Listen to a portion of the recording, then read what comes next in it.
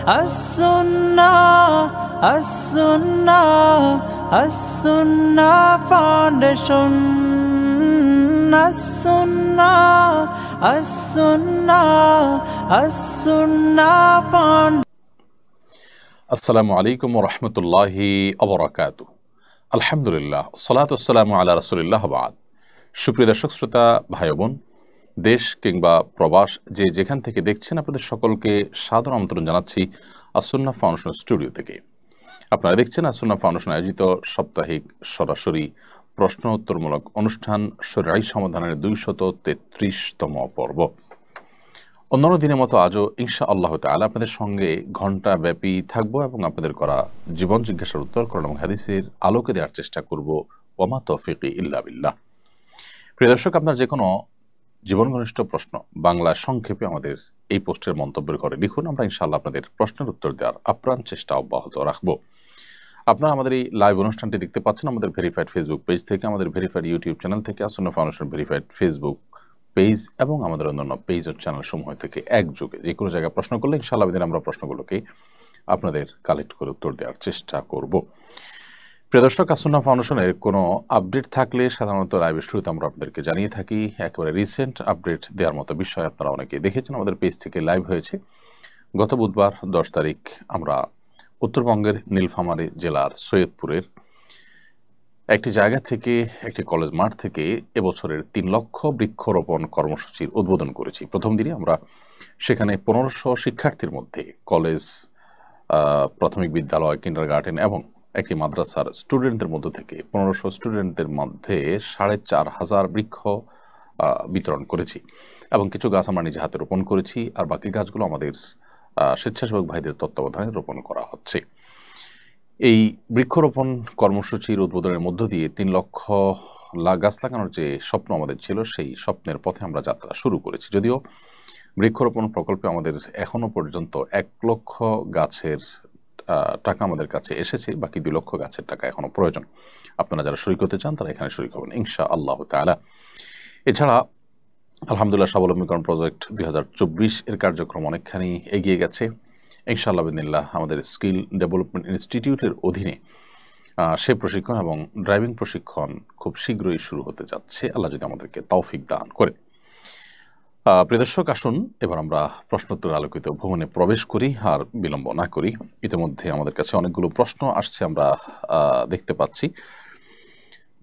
একটা প্রশ্ন হলো যে, আমার মা এবং স্ত্রীর মধ্যে বনিবনা হয় না, এ নিয়ে আমি প্রায় বিব্রতকর পরিস্থিতিতে পড়ি। কিভাবে তাদের মধ্যে পারস্পরিক সৌহার্দ্য প্রতিষ্ঠা করতে পারি, পরামর্শ দিয়ে বাধিত করবেন। প্রিয় দর্শক, মা এবং স্ত্রীর মধ্যে যখন বনিবনা হয় না, তখন আসলে ছেলেদের জন্য, স্বামীর জন্য, স্বামী হিসাবে ছেলেদের জন্য অনেক কঠিন পরিস্থিতির মুখোমুখি হতে হয়। অনেকটা পাটা পুতুর ঘষাঘষিতে যেরকম মরিচ বা অন্যান্য জিনিসপত্র যেগুলো আমরা বেটে থাকি, সেগুলোর অবস্থা যেরকম কাহিল থাকে, ঠিক একই রকম অবস্থা ছেলেদের হয়ে থাকে। তো এরকম পরিস্থিতিতে আমরা সবসময় বলি যে উভয় পক্ষের হক এবং অধিকারগুলো সর্বাগ্রে আমাদের জানা কর্তব্য। স্ত্রীর হক কী, মায়ের হক কী, সেটা আমাদের জানতে হবে। একজনের দিকে আমি টানতে গিয়ে যদি অন্যজনের প্রতি অবিচার হয়, অন্যজনের হক যদি নষ্ট হয়, তাহলে সেটা ভুল হবে এবং সঠিক কাজ হবে না। তো এই জন্য সবার হক এবং সবার প্রাপ্যগুলো আমাদেরকে আগে ভালো করে জানতে হবে। দ্বিতীয়ত যে কাজটি করতে হবে তা হলো, মা এবং স্ত্রী উভয়ের কাছেই যথাসম্ভব চেষ্টা করতে হবে তাদের পারস্পরিক বনিবনা না হওয়ার বিষয়গুলোকে সমন্বয় করার চেষ্টা করতে হবে এবং মায়ের কাছে স্ত্রীর কাছে মায়ের হয়ে লড়াই করার প্রবণতা এটা দেখানো যাবে না। বিশেষ করে অনেকে আছেন যে স্ত্রীর কাছে গিয়ে যখন তিনি স্ত্রী মায়ের ব্যাপারে কিছু বলেন, তখন মায়ের হয়ে স্ত্রীর সাথে লড়াই করেন, আবার মায়ের কাছে যখন যান তখন স্ত্রীর হয়ে মায়ের কাছে লড়াই করেন, উভয়ের কাছে তখন তিনি খারাপ হন। বরং যথাসম্ভব তাদের কথাগুলো শুনতে হবে, মনোযোগ দিয়ে আমলও নিতে হবে এবং যদি তারা কোনো ভুল ধারণার মধ্যে থাকে একজন অপরজনের প্রতি, তাহলে সেটাকে খুব বিনয়ের সাথে সম্ভব হলে বোঝানোর চেষ্টা করতে হবে। আর যদি মনে হয় যে বোঝালে হিতে বিপরীত হবে, তাহলে চুপচাপ থেকে প্রয়োজনে কোনো রকম সায় দিয়ে অন্য কাউকে দিয়ে বোঝানোর চেষ্টা করতে হবে। কিন্তু এর মানে এই না যে কোনো জুলুম হলে, অবিচার হলে আপনি নির্বিকার থাকবেন, কিন্তু যথাসম্ভব এই ক্ষেত্রে ব্যালেন্স করার চেষ্টা আমাদের করতে হবে এবং এটা করতে যদি আমরা ভুল করি, তাহলে সেক্ষেত্রে এর জন্য আমাদেরকে অনেক মূল্য দিতে হতে পারে। এরপরে প্রশ্ন দেখতে পাচ্ছি 10ই মুহররমের ফজিলতের সঙ্গে কারবালার সম্পর্ক কতটুকু, এদিনের করণীয় বর্জনের সম্পর্কে জানাবেন। আসন্ন বুধবার 17ই জিলহজ ইনশাআল্লাহ এবছর আশুরা, এবং আশুরার এই দিনে আমরা জানি প্রিয় নবী সাল্লাল্লাহু আলাইহি সাল্লাম বলেছেন যে মুসা আলাইহিস সালামকে আল্লাহ রাব্বুল আলামিন ফেরাউনের বিপরীতে আল্লাহ তাআলা বিজয় দিয়েছেন তাকে এবং বনী ইসরাঈলকে। তো এই নেয়ামতের শুকরিয়া স্বরূপ তিনি সিয়াম পালন করেছেন। এই মুহররমের 10 তারিখ বা আশুরা মূলত মুসা আলাইহিস সালামের বিজয়ের দিন হলেও, আনন্দের দিন হলেও, এই দিনে একই দিনে নবী করিম সাল্লাল্লাহু আলাইহি সাল্লাম প্রিয় দৌহিত্র হুসাইন রাদিয়াল্লাহু তাআলা আনহু নির্মমভাবে কারবালার প্রান্তরে শাহাদাত বরণ করেন সপরিবারে। তো একটি বিজয়ের দিনে একটি দুঃখের এবং বেদনার ঘটনাও ঘটেছে, যার কারণে আমাদের জন্য একটা মিশ্রিত অনুভূতির একটি দিনে পরিণত হয়েছে। একদিকে মুসা আলাইহিস সালামের বিজয়, অপরদিকে হুসাইন রাদিয়াল্লাহু তাআলা আনহু সপরিবারে শাহাদত। তো এই কারণে 10ই মুহররমের যে মূল তাৎপর্যের দিক, এটি মুসা আলাইহিস সালামের বিজয়ের যে দিবস, সেটি কোনোভাবে ম্লান হয়ে যাবে না বা হারিয়ে যাবে না, কারণ এটি হাদিস দ্বারায় প্রমাণিত এবং নবী সাল্লাল্লাহু আলাইহি সাল্লাম সেটিকে আমল করেছেন, উদযাপন করেছেন সিয়াম পালন করার মাধ্যমে। অতএব কারবালা ঘটনার কারণে সেটাকে আমরা ভুলে যাওয়াটা ভুল হবে। তবে হ্যাঁ, একই দিনে কারবালার ঘটনা ঘটেছে, সেজন্য 10ই মুহররমের এই দিনটি, আশুরার দিনটিতে আমাদের কারবালার ঘটনার কথাও স্মরণ হয়, শাহাদাতের কথাও স্মরণ হয়। সম্পর্কে এটুকুই যে একই দিনে কারবালা ঘটনাটিও ঘটেছে, হুসাইন শাহাদাতের ঘটনাও 10ই মুহররম ঘটেছে। তবে এই দিনে করণীয় এবং বর্জনীয় সম্পর্কে আমরা বলবো যে এই দিন উপলক্ষে সিয়াম পালন করা, দুটি সিয়াম পালন করা, আশুরার দিনের পাশাপাশি তার আগের দিন অথবা পরের দিন 9, 10 অথবা 10, 11 এভাবে সিয়াম পালন করাটা হলো সুন্নাহ। এর বাইরে 10ই মুহররম বা আশুরা উপলক্ষে বিশেষ কোনো করণীয় নেই। আমরা অনেকে এই দিন উপলক্ষে নানা করণীয়, নানা বর্জনীয় কথা বলি বা কী করণীয় হাদিস আলোকে একেবারে স্পেসিফিকলি যদি আমরা বলতে চাই, তাহলে এটাই হলো এই দিনের একমাত্র করণীয় এবং বর্জনীয় এবং লক্ষণীয় বিষয়। এরপরে মোহাম্মদ আব্দুর রহমান লিখেছেন, আমি একটি রেস্টুরেন্টে চাকরি করি, এখানে হালাল হারাম দুই রকমের খাবারই বিক্রি হয়, আমার উপার্জন কি হালাল হচ্ছে?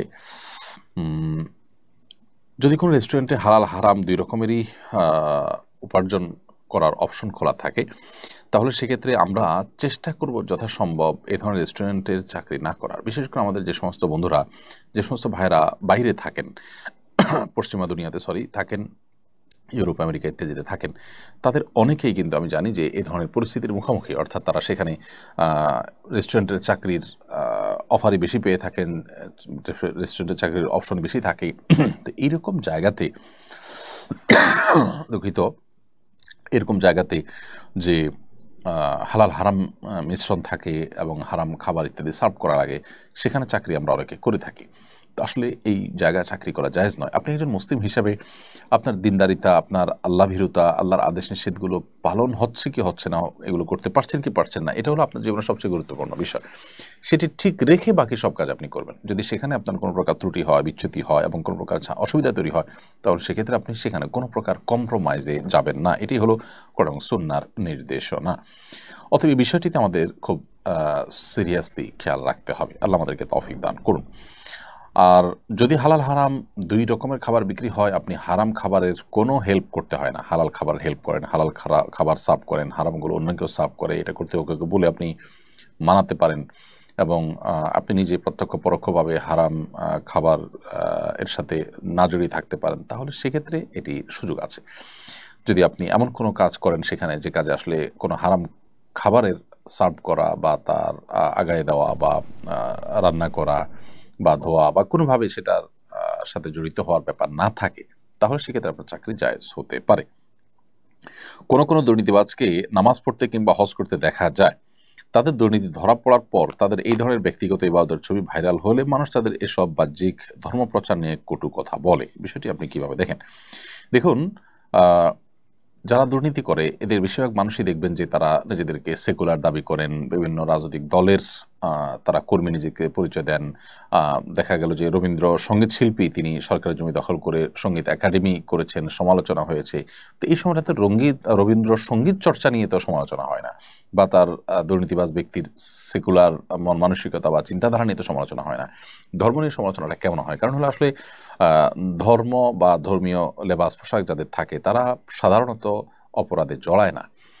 তো তাদের যে ক্লিন ইমেজ আছে, এই ক্লিন ইমেজ যখন আপনার কোনোভাবে কেউ নষ্ট করার চেষ্টা করে, কোনো দুর্নীতিবাজ যখন সেটাকে ধারণ করে, তখন এটা চোখে পড়ে, যার কারণে এটা সমালোচনাটা বেশি হয়। এবং এই সমালোচনাটা যারা করে এর মধ্যে অনেক সেকুলার, অনেক ইসলাম বিদ্বেষীরা আছে। এই চান্সে তারা ইসলামের এক হাত নেওয়ার চেষ্টা করে এবং তারা রীতিমতো দাড়ি টুপিকে, ওই দুর্নীতিবাজদের দাড়ি টুপি দেখে দাড়ি টুপিকে তারা তাদের লেবাস ধারণ করা দেখে এই লেবাসকে তারা দোষারোপ করেন। এটা একেবারেই অজ্ঞানতা সুলভ কাজ। কারণ 10 টাকার নোট জাল হয় না, 1000 টাকার নোটের জাল হয়। কারণ 1000 নোটের মূল্য এবং ভ্যালু অনেক বেশি, 10 টাকার নোটের তেমন কোনো মূল্য নেই। তো যার জাল হয় সে আসলে দোষী হয় না। 1000 টাকার নোটে কোনো দোষ থাকে না, বরং যে জাল করে দোষটা তারই হয়ে থাকে। বরং তার জাল করা দেখে 1000 টাকা নোটের মূল্য এবং মর্যাদা বোঝা যায়। ঠিক একইভাবে যে দুর্নীতিবাজ, সে যদি ধর্মীয় লেবাস ধারণ করে, তাহলে সে এই ধর্মীয় লেবাস ধারণ করে সে মূলত ধর্মীয় লেবাস, এটা যে অনেক মর্যাদার, এটা যে অনেক সম্মানের, এটা যে সততার প্রতীক, এটা সে বরং প্রমাণ করেছে। এবং এখানে দোষটা তার, লেবাসের এখানে কোনো দোষের বিষয় না, বরং এখান থেকে লেবাসের মর্যাদা আরও মাহাত্ম্য আরও বেশি ফুটে ওঠে। আমার মা এবং আমার স্ত্রীর মধ্যে, আপনার প্রশ্ন উত্তর দিয়েছি। এরপরের প্রশ্ন হলো, দেশে কোটা বিরোধী আন্দোলন চলছে, রাস্তা ব্লক করে আন্দোলন হচ্ছে, আবার পুলিশে হামলা করতেছে ছাত্রদের উপরে, সম্পর্কে ইসলাম কি বলে? আমরা কোটা বিষয়ের আগে গত লাইভের সম্ভবত একটা প্রশ্নের উত্তর দিয়েছি। আমরা বলেছি যে কোটার ব্যাপারে যদি একেবারে যৌক্তিক পর্যায়ে, যৌক্তিক পরিসরে কোটা থাকে, কোনো পঙ্গু, কোনো আপনার অসহায় পিছিয়ে থাকা মানুষকে আগায় আনার জন্য, অথবা বিশেষ কোনো অবদানের জন্য কোনো ব্যক্তির পুরস্কার স্বরূপ, তাহলে সেটা ইসলাম অ্যালাউ করে ওই পরিসরে। কিন্তু এর বাইরে আপনার কোটা যদি অযৌক্তিক হারে থাকে এবং সুবিধাবঞ্চিত মানুষদেরকে আগায় দেওয়ার এবং যারা কোনো ক্ষেত্রে অবদান রেখেছে তাদেরকে কোনো সুবিধা দিতে গিয়ে জেনারেল পিপলকে যদি সুবিধা তাদের তুলনায় অনেক কম দেওয়া হয়, সামান্য কিছু মানুষের স্বার্থ রক্ষা করতে গিয়ে যদি মেজরিটি মানুষের স্বার্থ ক্ষুণ্ণ হয়, তাহলে সেটা অবশ্যই শরীয়তের দৃষ্টিকোণ থেকে বা কোনো বিবেচনাতে সেটা জায়েজ হওয়ার কথা নয়। সো এই বিষয়টা নির্ভর করে যে আসলে রেশিওটা কি থাকছে, যৌক্তিক থাকছে নাকি অযৌক্তিক থাকতে, বাকি মূল বিষয়টা নিষিদ্ধ নয়, এটি মৌলিকভাবে কোনো অপরাধ নয়। মেয়েদের কোটা বিষয়ে আমরা বলেছি বিভিন্ন সময় যে মেয়েদের আল্লাহ রাব্বুল আলামিন সৃষ্টি করেছেন, তারা একটা সংসারের আভ্যন্তরীণ দিকগুলো দেখবেন। আল্লাহ তাআলা তাদের শারীরিক কাঠামোটা তৈরি করেছেন সেভাবে। আপনি দেখুন, নারীর শারীরিক কাঠামোটাই এরকম যে তিনি বাসা বাড়িতে তার অবস্থান করা, তার বাসা বাড়িতে কাজ করা তার জন্য অধিকতর উপযোগী, গর্ভধারণ করার ক্ষমতা, তার বক্ষে সন্তানের খাবার, এসব বিষয়গুলো প্রমাণ করে যে আসলে তিনি পুরুষের মতো বাহিরে কাজ করে বেড়াবেন না সাধারণ অবস্থাতে, কিন্তু মেয়েদের অঙ্গনে মেয়েদের সার্ভিস দেওয়ার মতো কাজগুলো, যে বিষয়গুলো আছে সেই বিষয়গুলোতে তিনি অবশ্যই কাজ করবেন। এবং এই জায়গাটাতে তিনি যখন কাজ করবেন তখন তার পর্দা প্রসিদ্ধ বিষয়গুলো যথাসম্ভব লক্ষ্য করা হবে। অতএব মেয়েরা বাইরে কাজ করা তাদের জন্য ইসলাম জায়েজ রেখেছে, কিন্তু তাদেরকে কোটা দিয়ে, বিভিন্ন কোটার মাধ্যমে তাদেরকে বাহিরে বের করে আনা এবং পুরুষদের তুলনায় তাদেরকে অগ্রাধিকার দেওয়া, এগুলোর কারণে সমাজে অস্থিরতা তৈরি হয়। পশ্চিমারা আমাদেরকে, যারা যখন ক্ষমতা আসেন আমাদের সরকাররা, তারা এ সমস্ত আপনার কাজের বিনিময়ে লোন টোন দিয়ে, একরকম লোন টোন ইত্যাদির মধ্যে শর্ত দিয়ে তারা নারীর ক্ষমতায়নের নাম দিয়ে মেয়েদের অযৌক্তিক হারে কোটা দিয়ে পুরুষদের কাজের পথগুলোকে তারা বন্ধ করে দিচ্ছেন। আমাদের মা বোনরা আমাদেরই আপনার পরিবারের অংশ, তারা আমাদের আপন, আমরা তাদের মধ্যে কোনো ডিভাইডেশন করতে চাই না, কিন্তু কুচক্রী মহল তারা মূলত এই কাজের মাধ্যমে আমাদের সমাজে যে সংকটটা তৈরি করছে সেটা হয়তো অনেকে আমরা ধরতে পারছি না। শত শত হাজারো যুবক বেকার থাকছে, আবার বহু মহিলারা কাজ করছেন। যেখানে মহিলাদের কাজ না করলেও চলে, অথবা পুরুষরা তার চাইতে ভালো কাজ করতে পারবে না, সেখানে দেখা যাচ্ছে মেয়েদেরকে সেখানে কাজ করতে দেওয়া হচ্ছে। তো এই বিষয়গুলোর কারণে পুরুষদের মধ্যে বেকারত্ব তৈরি হচ্ছে, যার ফলে সন্ত্রাস, চাঁদাবাজি, মাদক এগুলোর পরিমাণ বেড়ে যাচ্ছে। যার কারণে এগুলোকে নিয়ন্ত্রণ করতে হলে এই অযৌক্তিক হারে যে কোটার আপনার বন্টন রয়েছে বা কোটা রয়েছে, সেটিকে অবশ্যই সংশোধন বা সংস্কার করা প্রয়োজন আছে। বিশেষ করে আমি স্পেসিফিকলি এই জায়গাটা বললাম, নার্সিং পেশা সারা পৃথিবীতে মেয়েদের অগ্রাধিকার দেওয়া হয়। এর পক্ষে যত যুক্তি দেওয়া হোক না কেন, পুরুষদের কি নার্সিং পেশা করতে ইচ্ছা করে না? তাদেরকে অগ্রাধিকার না দেওয়ার কি কারণ থাকতে পারে? এবং মেয়েদেরকে তাদেরকে যে আমরা বাহিরে চাকরি নাম দেওয়ার নাম করে স্বাধীনতা বা অধিকার দেওয়ার নাম করে তাদেরকে আমরা বাহিরে বের করছি, তাদের আভ্যন্তরীণ যে কাজটা, ঘরের ভেতরে যে কাজটা, তাদের শারীরিক কাঠামোতে আল্লাহ তাআলা যে সমস্ত দায়িত্বের বিষয় দিয়ে রেখেছেন, সেগুলো কি কোনোটা পুরুষরা করতে পারছেন? তাহলে সেক্ষেত্রে তাদেরকে অধিকার দেওয়া হচ্ছে নাকি তাদের দিয়ে ডাবল ডিউটি করানো হচ্ছে? বিষয়টা অনেক আলোচনা সাপেক্ষ, যাই হোক সেটা ভিন্ন বিষয়। আমরা কোটার সম্পর্কে এতটুকু বললাম যে এটি মৌলিকভাবে ইসলামের সাথে নাজায়েজ না হলেও এটির যৌক্তিক পরিসর থাকা গুরুত্বপূর্ণ। অযৌক্তিক পরিসর থাকলে সেটি অবশ্যই গুনাহের বিষয় হবে বা অন্যায় হবে। এক পুলিশ অফিসার ছাত্রাবস্থায় নবী সাল্লাল্লাহু আলাইহি সাল্লামের অবমাননা করে ব্লগ লিখেছিলেন। সাম্প্রতিক কিছু ঘটনার প্রেক্ষিতে তার পুরনো বিষয় নিয়ে অনলাইনে আলোচিত হওয়ার পর তিনি নিজেকে মুসলিম দাবি করেছেন। পূর্বের অবস্থান তার ভুল ছিল, সেটা স্বীকার করে ক্ষমাও চেয়েছেন। এখন আমরা তার বিষয়ে কি অবস্থান গ্রহণ করব? অনেকে বলে খাদিম রাসূলের কোনো তওবা কবুল হয় না। দেখুন, বিষয়টি নিয়ে বেশ আলোচনা সমালোচনা চলছে এবং আমরাও এটা নিয়ে লিখেছি, বলেছি।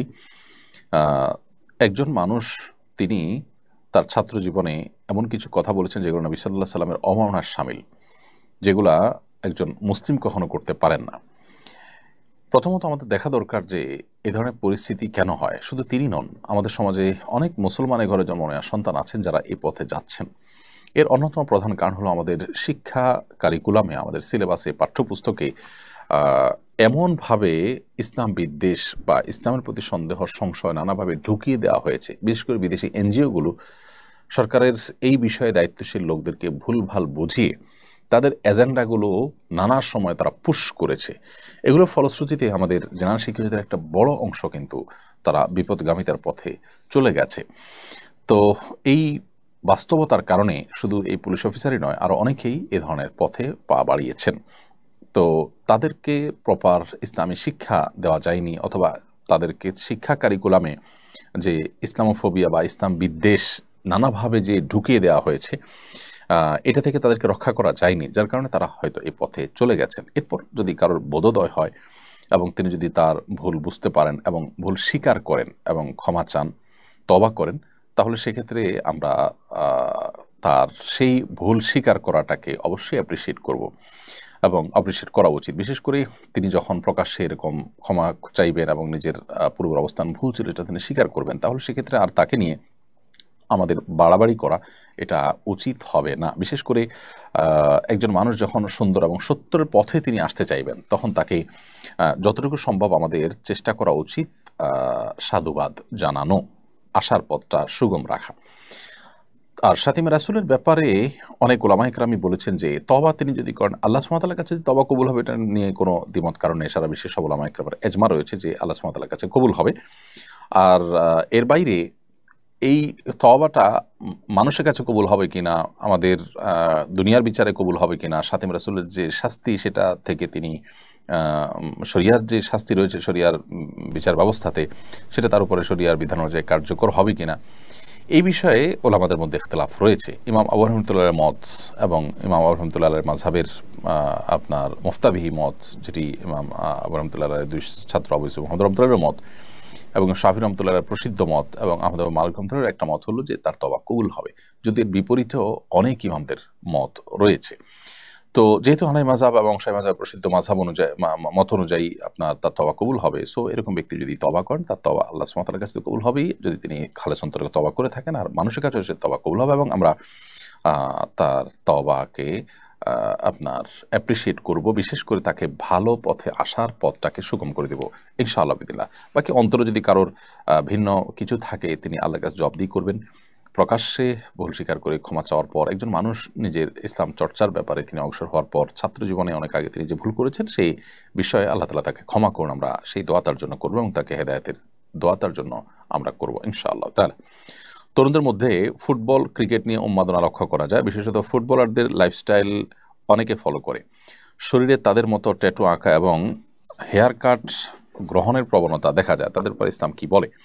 দেখুন, একজন মুসলমানের আইডল হবেন প্রিয় নবী সাল্লাল্লাহু আলাইহি ওয়াসাল্লাম। প্রিয় নবী সাল্লাল্লাহু আলাইহি ওয়াসাল্লাম এবং সাহাবায়ে কেরাম, খোলাফায়ে রাশিদা, তারা হবেন মুসলমানের আইডল, মুসলমানের আদর্শ। এর বাইরে মুসলমানদের কোনো আইডল বা কোনো আদর্শ আসলে অমুসলিমদের মধ্যে থাকতে পারে না। আদর্শিক দেউলিয়াপনার কারণে আমাদের মুসলমানদের মধ্যে একটা শ্রেণী মানুষদেরকে দেখা যায় যে তারা বিভিন্ন ক্রিকেটার, বিভিন্ন ফুটবলার, বিভিন্ন তথাকথিত তারকাদের তারা ভক্ত অনুরক্ত হয় এবং তাদের বিভিন্ন বিষয়ের তারা অনুসরণ অনুকরণ করে। একজন মুসলমান হিসাবে এটি আমাদের জন্য কোনো অবস্থাতে জায়েজ নয়। একজন তরুণ হিসাবে আমি আমার প্রিয় নবী সাল্লাল্লাহু আলাইহি সাল্লামকে, সাহাবীদেরকে, খোলাফা রাশিদদেরকে আমি জানার চেষ্টা করি এবং জানতে পারি, তাহলে সেক্ষেত্রে এই খেলোয়াড়রা কখনো আমাদের আইডল হতে পারে না। তো এই উন্মাদনার কারণে তাদের লাইফস্টাইল ফলো করা এটি আমাদের ইমানের দুর্বলতার কারণে হয়ে থাকে।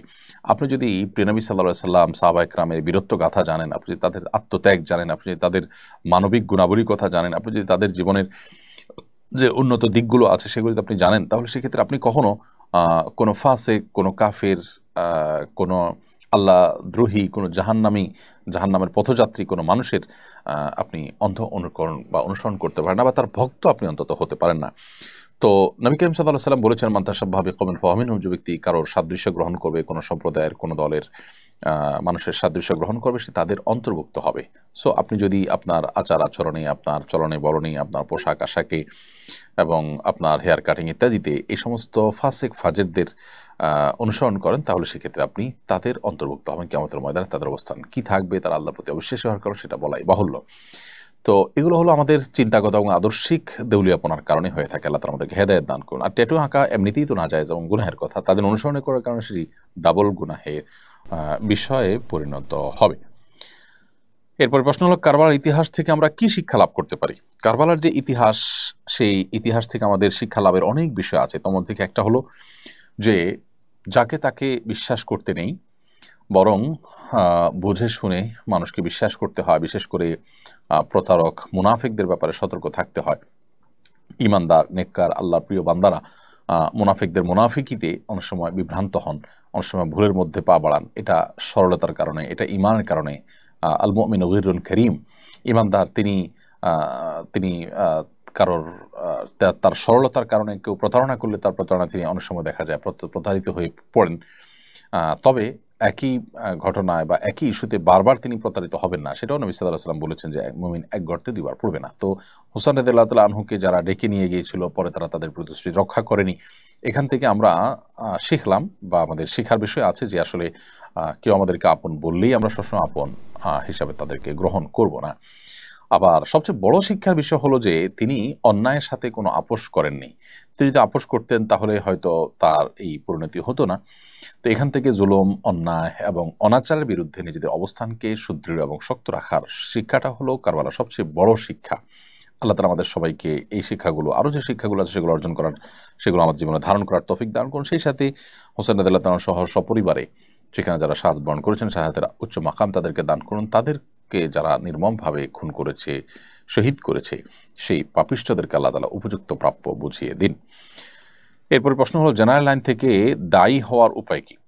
জেনারেল লাইন থেকে দায়ী হওয়ার, আল্লাহর পথের আহ্বানকারী হওয়ার সবচেয়ে বড় উপায় বা মাধ্যম হলো যে আপনি যেটাই জেনেছেন, শিখেছেন ইসলামের সৌন্দর্য বা এমন কোনো বিষয় যেটা ইসলামের ব্যাপারে মানুষকে মোটিভেটেড করে, এরকম বিষয় আপনি যেটি জেনেছেন সেটা অন্যের কাছে পৌঁছে দিবেন। কোনো সুসংবাদ জেনেছেন সেটা পৌঁছে দিবেন, কোনো সতর্কীকরণের বিষয় জানতে পেরেছেন সেটা আরেকজনের কাছে পৌঁছে দিবেন। এটি হবে আপনার দাওয়ার মাধ্যম। এর বাইরে আপনার মাসলা মাসাইল বিষয় বা আকীদাগত বিষয় বা ইসলামের সূক্ষ্ম বিষয়, যেগুলো আসলে স্কলারদের কাজ বা এই সাবজেক্টের এক্সপার্টদের কাজ, সেটা আমরা সাধারণ ভাইরা করতে যাব না। এক্ষেত্রে মাত্রা জ্ঞানটা অনেকটা গুরুত্বপূর্ণ। আমাদের জেনারেল লাইন থেকে যারা দাওয়াতের কাজে আসেন, অনেকে আছেন যে এখানে এসে তারা মাত্রা জ্ঞান হারিয়ে ফেলেন এবং যেটা তার সাবজেক্ট না সেই সাবজেক্ট তিনি কথা বলেন, যেটা তিনি বলতে পারেন না সেই কথা তিনি বলে ফেলেন। এটা যেন না হয়। আমরা যতটুকু জানবো ততটুকু প্রচার শুরু করব। আর এর বাইরে বেসিক ইসলামের বেসিক বিষয়গুলো আমাদের শেখা দরকার। সেটার জন্য বিভিন্ন কোর্স করা যেতে পারে, বিভিন্ন বই পুস্তক পড়ে শেষ করা যেতে পারে, যাতে করে ইসলাম সম্পর্কে বেসিক ধারণা আমাদের হয়ে যায়। দাওয়ার মূলনীতিগুলো আমরা শিখে নিয়ে তারপরে দাওয়াতি কাজ আমরা করতে পারি ইনশাআল্লাহ তাআলা।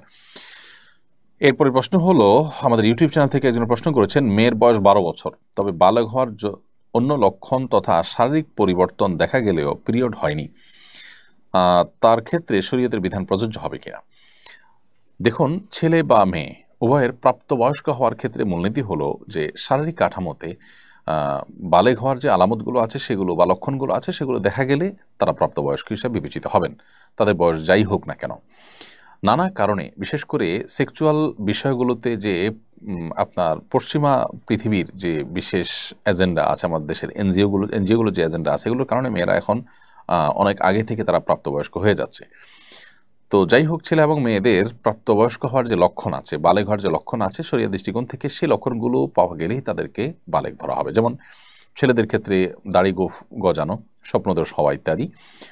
মেয়েদের ক্ষেত্রে আপনার পিরিয়ড বা মাসিক শুরু হওয়া, অথবা আপনার স্বপ্নদোষ হওয়া, কিংবা শরীরের কাঠামোতে প্রাপ্তবয়স্ক নারীর মতো পরিবর্তন আসা, এর কোনোটি আসলেই কিন্তু তিনি প্রাপ্তবয়স্ক হিসেবে বিবেচিত হবেন। এর বাইরে যদি এই আলামতগুলো, চিহ্নগুলো, লক্ষণগুলো দেখা না যায়, অথচ তার বয়স 15 হয়ে যায়, তাহলে সেক্ষেত্রে তিনি অবশ্যই বালেগ হয়ে যাবেন। তো লক্ষণ পাওয়া গেলেই তিনি প্রাপ্তবয়স্ক হবেন। বয়স 12 কি 11 সেটা বিবেচ্য নয়। লক্ষণ যদি পাওয়া না যায়, তাহলে সর্বশেষ সীমানা হলো 15 বছর। নীলপরি আইডি থেকে আপনি লিখেছেন, আমার স্বামী তাস খেলে, টাকা বাজি ধরে না, কিন্তু পরাজিতরা বিজয়ীদেরকে প্রতিবার ফ্রিতে চা ও সিগারেট খাওয়াতে হয়, এটা কি জুয়া খেলা বলে গণ্য হবে? টাকা না নিলেও এই যে যারা পরাজিত হচ্ছে তারা বিজয়ীদেরকে আপনার চা খাওয়াচ্ছে, সিগারেট খাওয়াচ্ছে, এটা তো একটা বিনিময়, যার কারণে এটাও হারাম হবে এবং জুয়ার অন্তর্ভুক্ত হবে। টাকাটা নেওয়া যাবে না, অন্য কিছু নেওয়া যাবে, ব্যাপারটা সেরকম না। আর দ্বিতীয়ত হলো, এখানে সিগারেট খাওয়ানো হচ্ছে, সেটা তো আরেকটা গুনাহ, ডাবল গুনাহ হচ্ছে সেখানে। আর তৃতীয়ত হলো, এই খেলাটাই শরিয়া দৃষ্টিকোণ থেকে নাজায়েজ, অর্থাৎ এখানে কয়েকটা বিষয় একসাথে জড়িত। অতএব আমরা তো অনুরোধ করব আপনাকে যে আপনার স্বামীকে আপনি এই খেলা থেকে ফিরে আনার চেষ্টা করবেন। যারা এই খেলায় আসক্ত হয়ে যায় তারা সাধারণত ফিরে আসতে পারে না, বা কঠিন হয় তাদের জন্য। বিকল্প কোনো বিনোদনের বা ভালো সময় কাটাবার কোনো উপায় তার জন্য আপনি আবিষ্কার করতে পারেন, খুঁজে দেখতে পারেন, এবং আল্লাহ তাআলার কাছে দোয়া করার পাশাপাশি তাকে আপনার সর্বশক্তি দিয়ে, আপনার সকল আবেগ, ভালোবাসা, সব কিছু দিয়ে তাকে এই পথ থেকে ফেরাবার চেষ্টা করবেন। প্রশ্ন ফাঁসে জড়িত এক ব্যক্তির টাকা সম্পর্কে জিজ্ঞাসা করলে তিনি বলেন, আমি প্রশ্ন ফাঁসের মাধ্যমে অর্জিত সব টাকা আল্লাহর রাস্তায় খরচ করেছি। দুর্নীতির মাধ্যমে উপার্জিত অর্থ আল্লাহর রাস্তায় ব্যয় করলে কি আসলে মাপ পাওয়া যাবে? না ভাই, আমাদের দেশে কালো টাকা সাদা করা যায়, অর্থাৎ অবৈধভাবে উপার্জন করেছেন কেউ, কিছু ট্যাক্স দিয়ে দিলে সবগুলো সাদা হয়ে যায়। এটা দেখে আমরা অনেকে মনে করি যে ধর্মীয় ক্ষেত্রেও বোধ হয় আমরা কোনো অন্যায় উপার্জন করে, হারাম উপার্জন করে কিছু টাকা দান সাদাকা করে দিলে বোধ হয় বাকিগুলা হালাল হয়ে যাবে। ব্যাপারটা সেরকম না। হারাম উপার্জন করলে আপনি এই টাকা যাদের থেকে উপার্জন করেছেন, কারোর হক নষ্ট করেছেন, তাহলে তারটা তাকে ফেরত দিতে হবে, সম্পূর্ণ দান করে দিতে হবে যদি তাকে ফেরত দেওয়ার সুযোগ না থাকে। এরপর আল্লাহ তাআলার কাছে মাপ চাইতে হবে। কিন্তু আপনি কিছু টাকা দান সদকা করে দিয়ে বাকিগুলো হালাল হয়ে যাবে মনে করলে সেটি আপনার ভুল ছাড়ার কিছু নয়। এরকম ধারণা অনেকেই করছেন। অতএব তাদের সেই ধারণা থেকে বেরিয়ে আসতে হবে এবং হারাম উপার্জন থেকে তাদেরকে দূরে থাকতে হবে। আল্লাহ তাআলা আমাদেরকে তৌফিক দান করুন। পাঠাও, উবার ও এ জাতীয় রাইড শেয়ারিং অ্যাপসের মাধ্যমে রাইডারের সঙ্গে যোগাযোগ হওয়ার পর অনেক সময় রাইডার রাইড ক্যান্সেল করে একই ভাড়ায় অ্যাপ ছাড়া যাওয়ার প্রস্তাব দেন। এতে অ্যাপ কর্তৃপক্ষের নির্ধারিত হিস্সা থেকে বঞ্চিত করা হয়। এমন প্রস্তাব গ্রহণ করা যাত্রীদের জন্য উচিত কিনা? না, কোনো অবস্থাতে উচিত নয়। আমরা এর আগেও প্রশ্ন উত্তর দিয়েছি, এটা এক ধরনের অন্যায় এবং এক ধরনের গুনাহের কাজ। কারণ যেই অ্যাপের মাধ্যমে রাইডার প্যাসেঞ্জারকে পেলেন, সেই অ্যাপ ডেভেলপ করেছেন, সেটা ম্যানেজমেন্ট করছেন, সেটা রিপেয়ার করছেন, এটার মাধ্যমে আপনি তার অ্যাপটা ব্যবহার করে আপনি যাত্রী পেলেন, এরপরে যাত্রীকে বলছেন ক্যান্সেল করে আমাকে টাকাটা দিয়ে দেন, অর্থাৎ অ্যাপওয়ালাকে আমি বঞ্চিত করলাম। এটা তার অধিকার থেকে তাকে বঞ্চিত করা হলো। যেহেতু অ্যাপ ব্যবহার করে আপনি যাত্রী রেখেছেন, সো এই যাত্রী থেকে নির্ধারিত কমিশন পাওয়া, এটা অ্যাপ কর্তৃপক্ষের পাওনা হয়ে গেল, অধিকার হয়ে গেল, কারণ তাদের ওইটা দিয়ে আপনি ডেকেছেন। তাছাড়া তাদের সাথে আপনার চুক্তিও ছিল এই মর্মে যে আপনি তাদের অ্যাপ দিয়ে যখন যাত্রী পাবেন তখন তাদের এত পার্সেন্টেজ দিবেন, আপনি সেটা চুক্তিও করেছেন। তাহলে সেক্ষেত্রে রাইডার সেখানে চুক্তি ভঙ্গ করছে, আপনি সেখানে তাকে সাহায্য করছেন। আবার রাইডার তার ওই অ্যাপ কর্তৃপক্ষের যে অধিকার নষ্ট করছে সেখানে আপনি সহযোগিতা করছেন। এজন্য এই ক্ষেত্রে আপনাকে অবশ্যই ফিরে আসতে হবে এই সমস্ত অন্যায় থেকে, এবং কোনো অবস্থাতে এই ধরনের প্রস্তাব গ্রহণ করা যাবে না। হ্যাঁ, কোনো রাইডার যদি নিজে থেকে কোনো প্যাসেঞ্জার খুঁজে পেয়েছেন অ্যাপের মাধ্যমে না, তো সেটা তিনি তার সাথে চুকিয়ে যেতে পারেন, সেটা ভিন্ন বিষয়, যদি এক্ষেত্রে তার কোনো চুক্তি লঙ্ঘন ইত্যাদি না থাকে। এমডি ইয়ামিন আপনি লিখেছেন, আমি গার্মেন্টসে চাকরি করি, সেখানে সব সময় চুপচাপ থাকি, কম কথা বলি, এই কারণে সবাই আমাকে বোকা ভাবে, অবহেলা করে, জোর খাটায়, বেশি কাজ করা ইসলামী দৃষ্টিকোণ থেকে আমার করণীয় কি? এটি আমাদের সমাজের একটা সমস্যা আমরা বলতে পারি, যে ইন্ট্রোভার্ট কিসিমের মানুষদেরকে মানুষ নানাভাবে জুলুম করে, তাদেরকে ভুল বুঝে ইত্যাদি ইত্যাদি। তো এইরকম পরিস্থিতিতে আমরা সবরের কথা বলবো আপনাকে। আল্লাহর জন্য সবর করুন, ধৈর্য ধারণ করুন এবং যথাসম্ভব চেষ্টা করুন নিজের অবস্থানটাকে পরিষ্কার করার জন্য, অর্থাৎ আপনি যে দুর্বল নন সেটি তাদেরকে বোঝাবার চেষ্টা করুন ইনশাআল্লাহ বিদিনিল্লাহ। এর মাধ্যমে আল্লাহ যদি রহম করেন তো হয়তোবা আপনার প্রতি জুলুম কমবে, আর যদি না হয় তাহলে সেক্ষেত্রে এত বোকা আপনি নিজেকে তাদের সামনে সাব্যস্ত করবেন না বা হাজির করবেন না এটা বোকা রূপে যে আপনাকে তারা পেয়ে বসতে পারে। আপনার জায়গা থেকে আপনি চেষ্টা করবেন যথাসম্ভব আত্মরক্ষা করবার জন্য। আল্লাহ তাআলা তৌফিক দান করুন। প্রিয় দর্শক, আমরা লাইভ অনুষ্ঠানটির বিরতির সময়ে পৌঁছে গেছি। সময় হয়েছে ছোট্ট একটি বিরতিতে যাওয়ার। ইনশাআল্লাহ বিদিনিল্লাহ বিরতির পর আবার আপনাদের কাছে ফিরে আসবো। সে পর্যন্ত আমাদের সঙ্গী থাকবেন ইনশাআল্লাহ তাআলা। অসহায় দরিদ্রদের দারিদ্র দূরীকরণ ও স্বাবলম্বীকরণের লক্ষ্যে আসুন্নাহ ফাউন্ডেশন পরিচালনা করছে স্বাবলম্বীকরণ প্রকল্প। স্বাবলম্বীকরণ প্রকল্পের আওতায় এ যাবৎ প্রায় ৩,০০০ মানুষকে প্রশিক্ষণ ও স্বাবলম্বীকরণ উপকরণ প্রদান করা হয়েছে।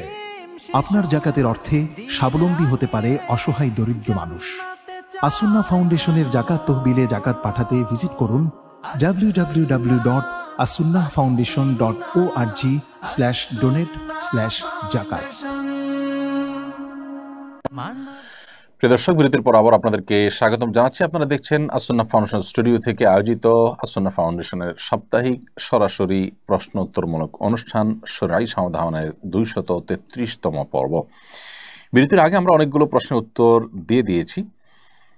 এই পর্যায়ে যে প্রশ্নগুলো আমি দেখতে পাচ্ছি সেগুলো উত্তর দেওয়ার চেষ্টা করছি। মুহররম মাসে আমি বিয়ে করতে চাচ্ছি। কয়েকজন বললেন মুহররম মাসে বিয়ে করা নিষেধ, আবার অনেককে বলতে শুনেছি জন্মের মাসে বিয়ে করা নিষেধ। এসব বিশ্বাস শরীয়তসম্মত কিনা? আমি একটু রসিকতা করে বলি, এমনিতেই অভিভাবকরা ছেলে মেয়েদেরকে সময়মতো বিয়ে দিচ্ছেন না, যার কারণে নানামুখী সমস্যা এবং সংকট তৈরি হচ্ছে। পরিবার ব্যবস্থাপনা নানাভাবে ক্ষতিগ্রস্ত হচ্ছে এবং দাম্পত্য জীবনে যে সুসম্পর্ক বোঝাপড়া হয় সাধারণত উপযুক্ত বয়সে বিয়ে হওয়ার পর, সেটা না হয়ে দেরি হয়ে গেলে সেটা আসলে আর হয় না। খুব বেশি শেয়ানা, খুব বেশি চালাক চতুর হয়ে একেবারে অতিরিক্ত বয়স হয়ে গেলে তখন আসলে স্বামী স্ত্রীর মধ্যে যে ভালোবাসার ভিত গড়ে ওঠার কথা একটা নির্দিষ্ট বয়সে, সেটা বেটে বলে সেভাবে হয় না। এছাড়া বন্ধ্যাত্ব সহ নানা সমস্যা হয়ে থাকে। তো এমনিতেই প্যারেন্টসরা আপনার এই ভোগবাদিতার কারণে, আপনার জাগতিক নানা ইস্যুর কারণে তারা তাদের সন্তানদেরকে যথাসময় বিয়ে দেন না, দিতে পারেন না। এর মধ্যে আবার মুহররম মাসে বিয়ে করা যাবে না, তারপরে জন্মের মাসে বিয়ে করা যাবে না। অনেকে বলেন যে কাটা চাঁদে বা আপনার কোরবানি মাসে বিয়ে করা যাবে না। তো বছরে যদি 2-3 মাসে বিয়েই করা না যায় তো বিয়ে মানুষ করবে এটা কখন? আসলে এরকম কোনো কথা কোন হাদিসে বলা হয়নি। বিয়ের ক্ষেত্রে এমন কোনো সময় নেই যে এই টাইমে বিয়ে করা যাবে না। শুধু এহরামরত অবস্থাতেই, হজ বা আপনি ওমরার জন্য যখন এহরামরত আছেন ওই সময়টাতে মুহরিমের জন্য বিয়ে করা নিষেধ, এবং সে বিষয়ে আমাদের ইখতিলাফ রয়েছে।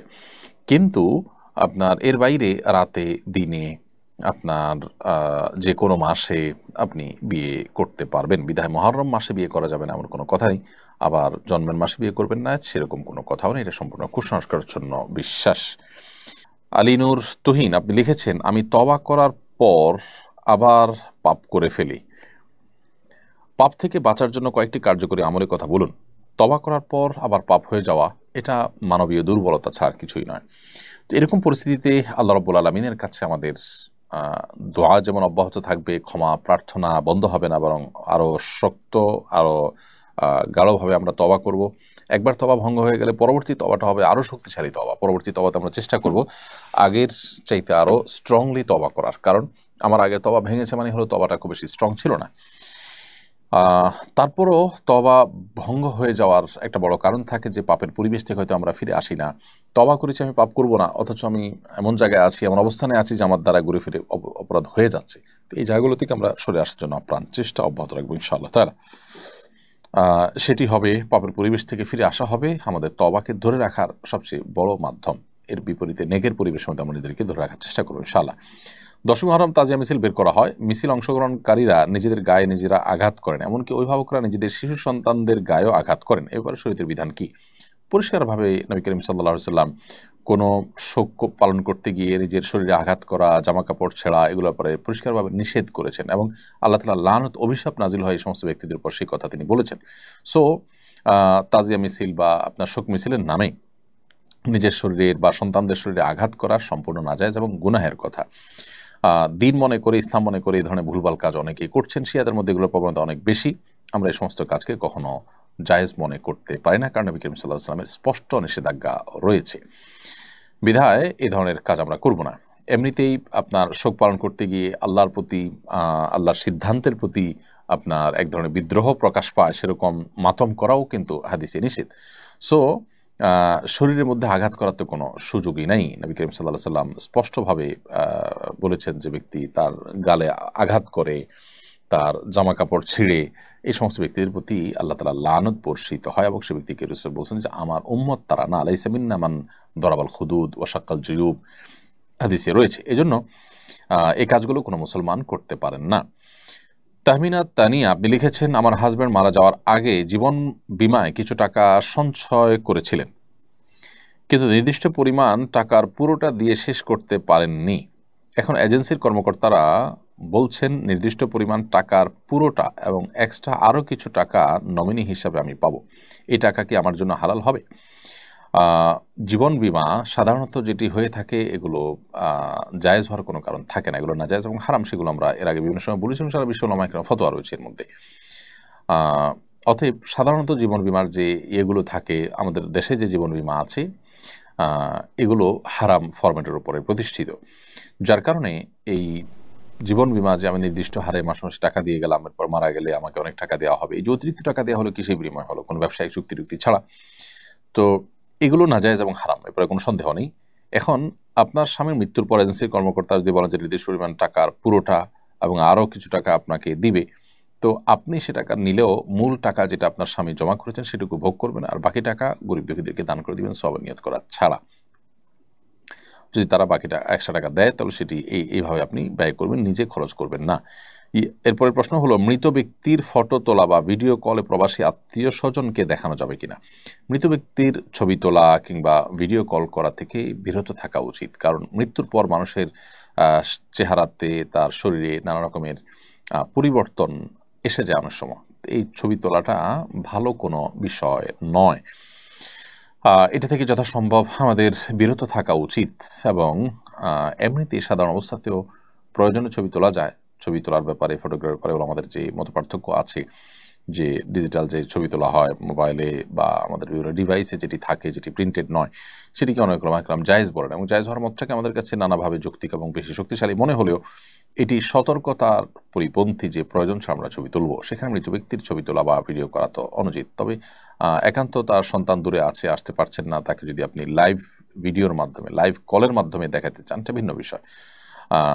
তবে ছবি তোলা, বিশেষ করে তার অঙ্গ এবং চেহারা বিকৃত হয়ে যাওয়ার আশঙ্কা থাকলে না তোলা উচিত। এরপর প্রশ্ন হলো, মুহররম মাসের বিশেষ কোনো আমল আছে কিনা? মুহররম মাসের বিশেষ আমল হলো বেশি বেশি নফল রোজা রাখা। নবী করিম সাল্লাল্লাহু আলাইহি ওয়াসাল্লাম বলেছেন, আফদালুস সিয়ামি বা'দা রমাদান শাহরুল্লাহিল মুহররম, রমজানের পরে সবচেয়ে উত্তম রোজা হলো আল্লাহর মাস মুহররম মাসে রোজা রাখা।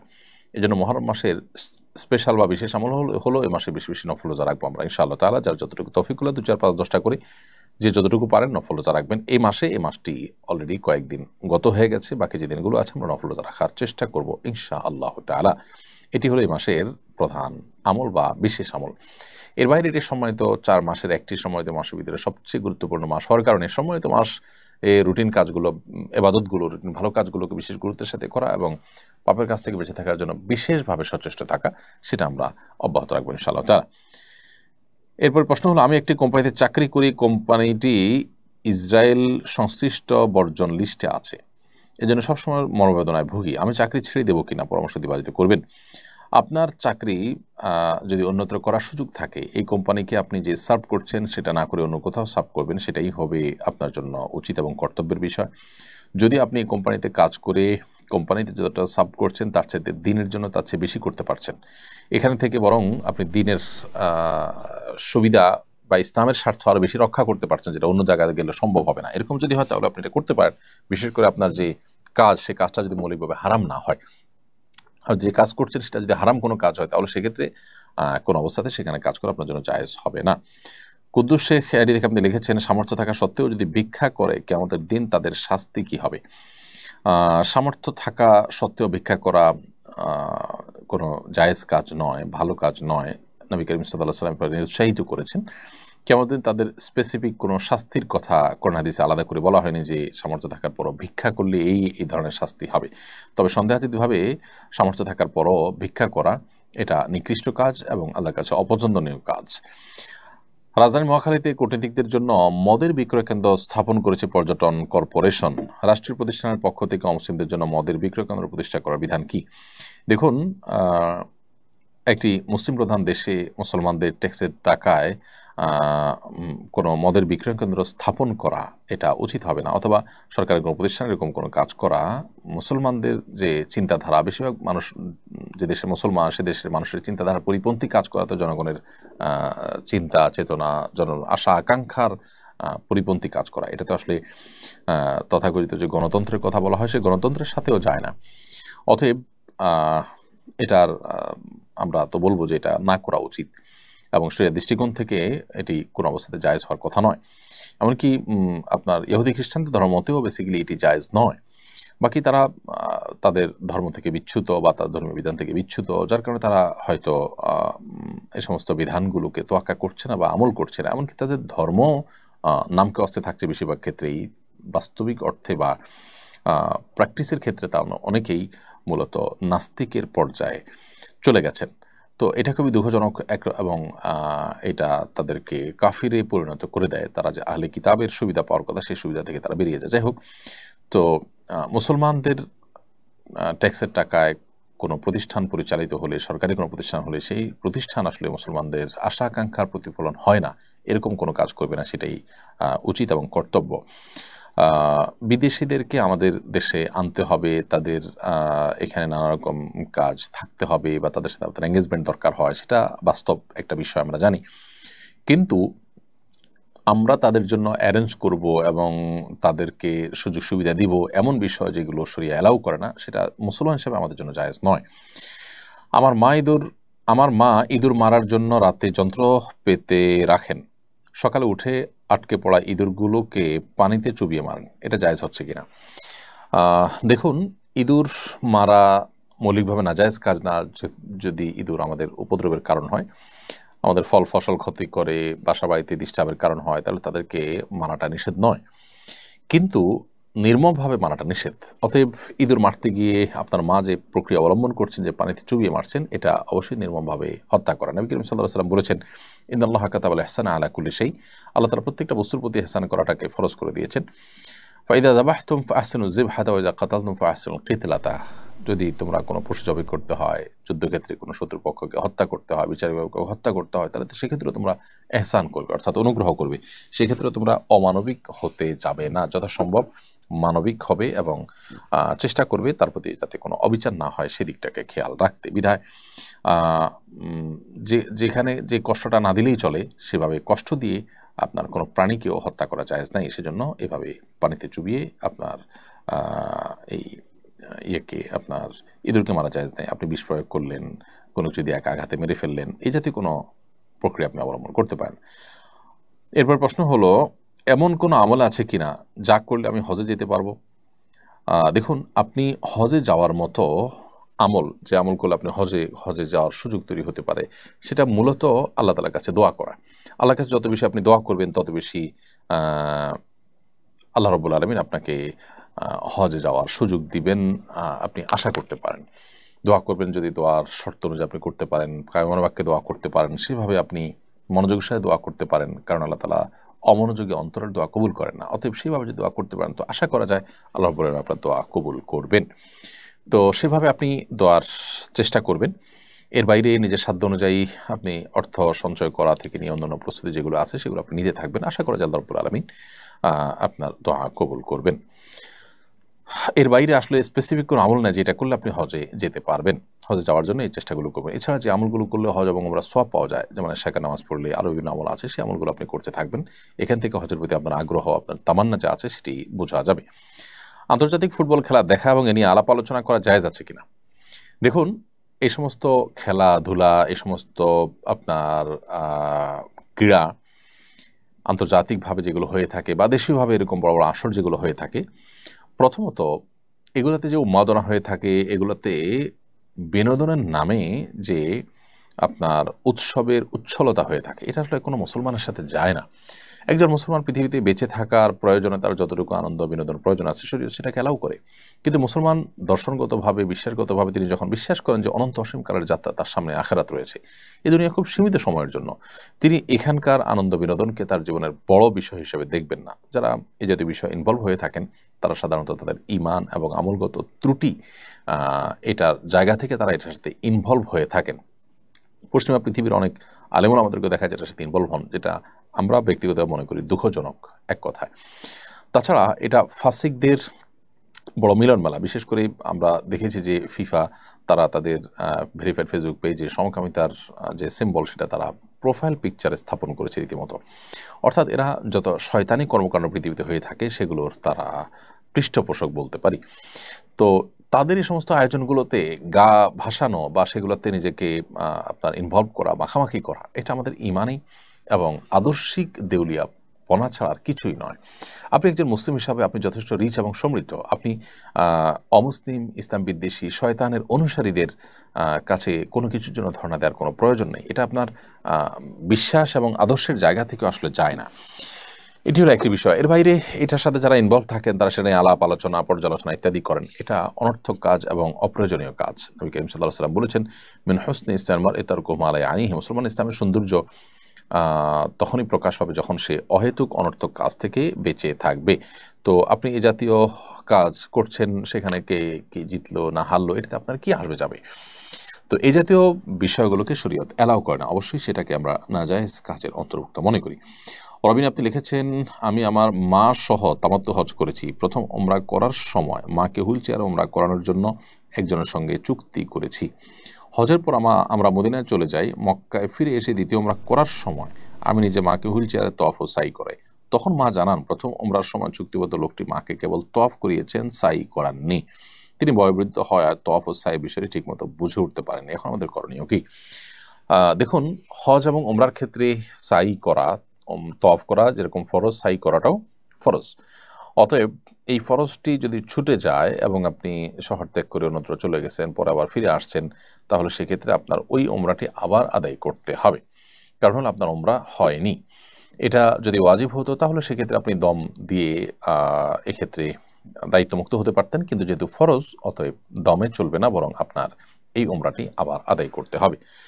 সেলিম জামান আপনি লিখেছেন, অনাবৃষ্টির জন্য সারা দেশে দোয়া করা হয়েছে। দেশে অতিরিক্ত বৃষ্টি বা উজানে বৃষ্টি বন্ধ করার জন্য কোনো আমল আছে কিনা? অবশ্যই বৃষ্টি যদি অতিরিক্ত হয় এবং ক্ষতির কারণ হয়, নবী করিম সাল্লাল্লাহু আলাইহি ওয়াসাল্লাম সেখানে আমলও আছে।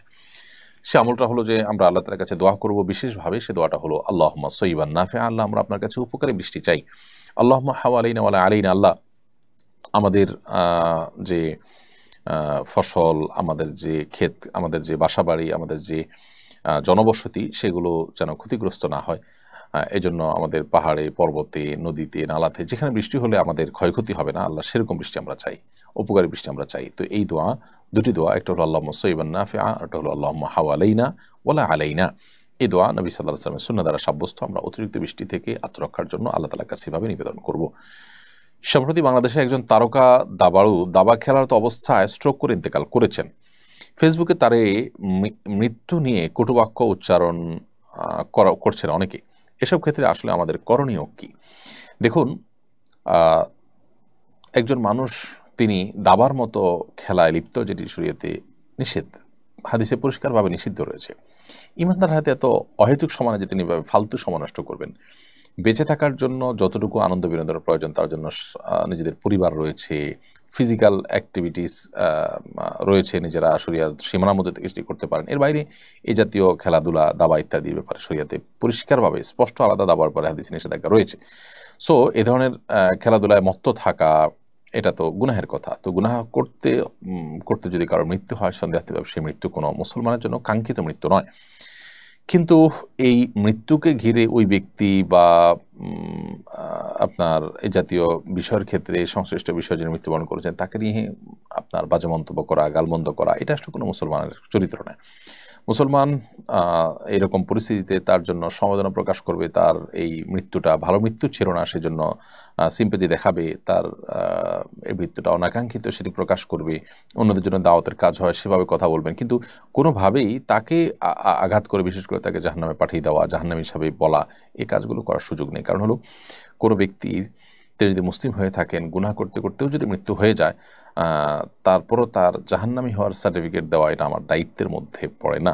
এই বিষয়গুলোর ক্ষেত্রে আমাদের একটু দায়িত্বশীল আচরণ করা দরকার। বিশেষ করে কটু কথা, গালমন্দ করা, এগুলো তো কোনো অবস্থাতেই উচিত না। তবে হ্যাঁ, এই মৃত্যুর মন্দ দিক এবং এই মৃত্যু যে আমাদেরকে শিখিয়েছে যে আমরা গুনাহ যারা করছি তারা হয়তো তওবা করে ঠিক হয়ে যাবো চিন্তা করছে, অথচ গুনাহ করতে করতে আমার মৃত্যু হতে পারে, সেই ভয়াবহ বিষয়টি আমরা অন্যদেরকে দাওয়াতের উদ্দেশ্যে তুলে ধরতে পারি। সেই সাথে ওই ব্যক্তির জন্য আমাদের একজন মুসলিম ভাই তিনি, সেই হিসাবে তার জন্য আমাদের সিম্প্যাথি কাজ করবে যে তিনি একটা ভালো মৃত্যু পেলেন না, একটা খারাপ কাজ করতেও তার মৃত্যু হলো, এটা কতই না দুর্ভাগ্যজনক তার জন্য।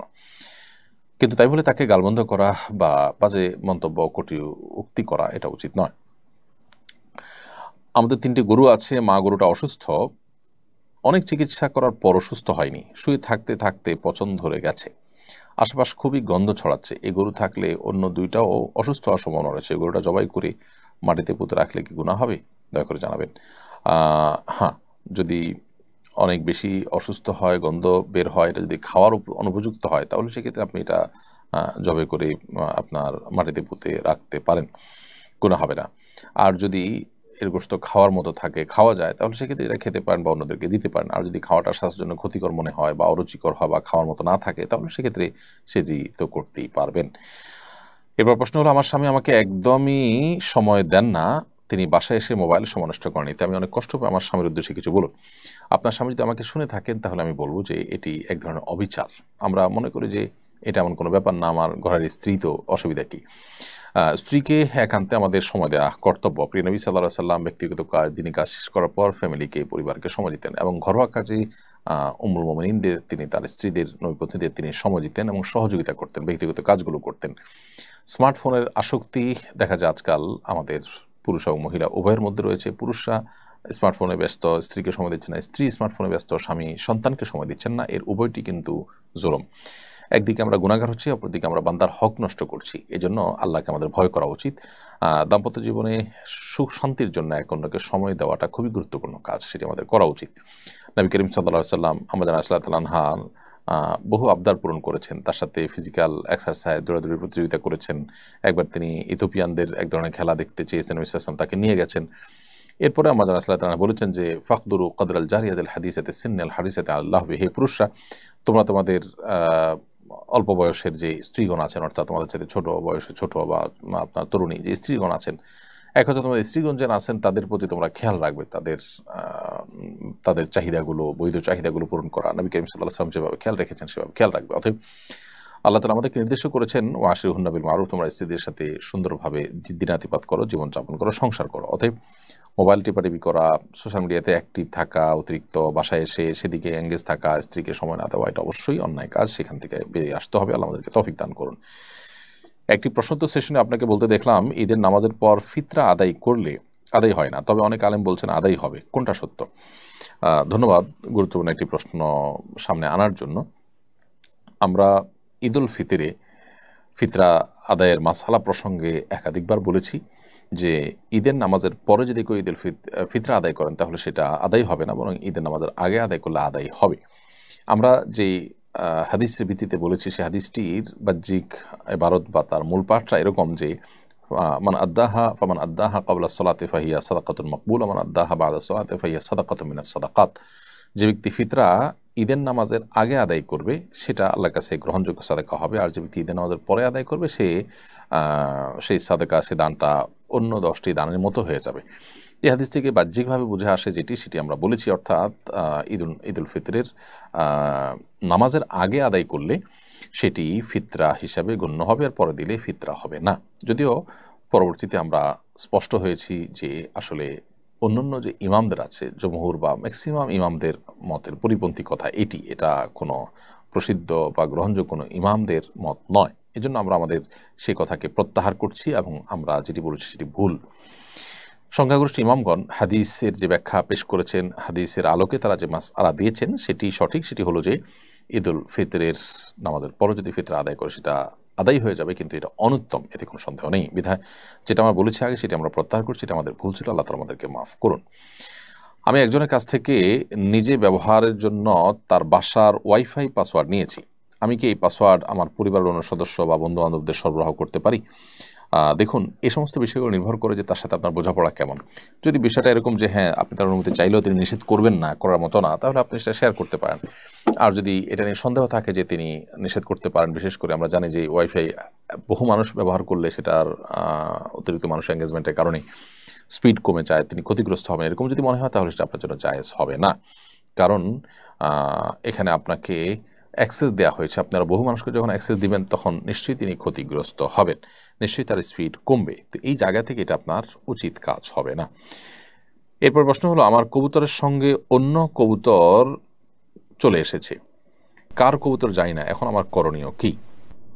দেখুন, কোনো কবুতরের সাথে অন্য কবুতর যদি চলে আসে, আপনি সেগুলো লালন পালন করতে কোনো অসুবিধা নেই। আপনি চেষ্টা করবেন মালিককে খুঁজে বের করার, কোনোভাবে যদি বের করা না যায় তাহলে বাইরে থাকলে তারা মারা যেতে পারে, বা মালিকের কাছে ফিরে যদি না যায়, যাওয়ার কোনো স্কোপ থাকে সেই স্কোপ তাকে দেওয়া উচিত, আটকে ফেলা উচিত না নিজে নিজে।